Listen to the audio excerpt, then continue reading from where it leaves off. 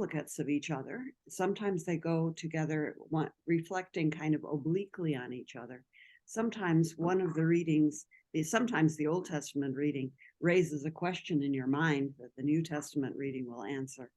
Sometimes the New Testament reading is really hard to understand, but the Old Testament reading is going to give a little bit of an insight to it.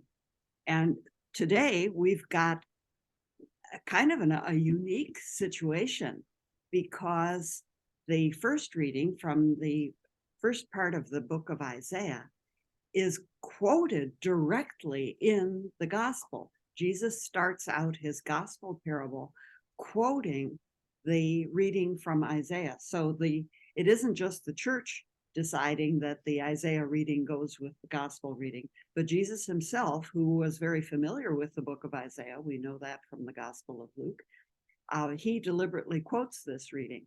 And it's one of the most amusing, delightful parts of Isaiah, because, you look for, when you read the Bible, you look for what kind of genre the literature is. Is this a historical story? Is this a poem?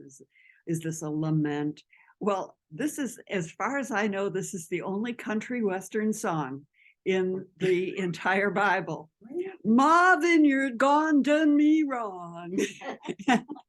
And the reading is set up. Isaiah says, I'm going to sing you a song about my friend who had the vineyard. And Isaiah's friend planted this wonderful vineyard and set up a tower and put up a hedge and planted the best grapes. And you're in full expectation that that vineyard was going to yield a good harvest, and it didn't. And so you sympathize with the singer of the song, because his vineyard done him wrong. And then in the gospel, Jesus starts out with the same story. He's got the vineyard, he's got the tower, he's got the hedge, he's got the grapes.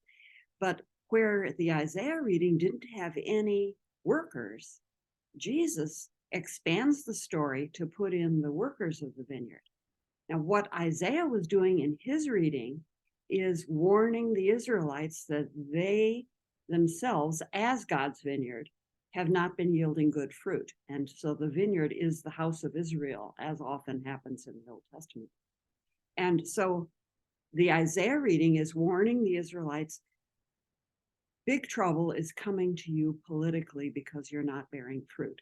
And so he's warning, that he's writing before the Babylonians have conquered the southern kingdom. By this time, the Assyrians have conquered the northern kingdom, and the southern kingdom thinks that they've got it made in the shade because they've got the temple, and they think they are invulnerable and that they can behave any way they want because they've got all these blessings from God. That's not true. And Isaiah is warning them in this song, and then later on in his book, if you don't shape up, you're going to be in big trouble. And you're not bearing good fruit for God. And we'll find out about good fruit from God in a later reading from Philippians, where what is the fruit of the Spirit?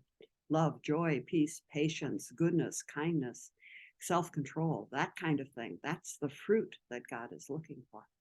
Then, so Jesus is going to take this same song, flip it into the New Testament, and he's going to talk about a different kind of political trouble coming for a different society, namely the Jewish society in his own day. The prophets have been sent. The Jews have been told to recognize God, and pay tribute to God by their virtue and by their devotion. And instead, the Jews have killed the prophets, and they are about to kill the very Son of God.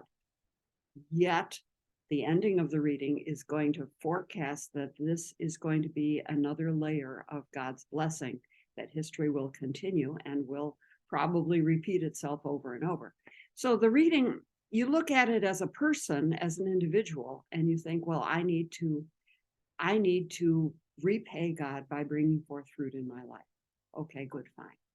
You look at it as, you look at the parable reading and you think, oh, well, society is being judged and the actions of society are going to have consequences for that society.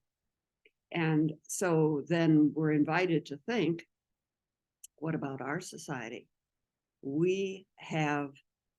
They killed the prophets. We have pushed God out of our newspapers. We've pushed God out of our schools. We're pushing God out of our libraries. We're pushing God out of our media.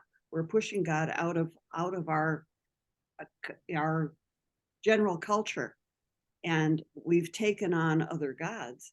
Well, what is God going to do? He has not made promises to us the way he made promises to Israel.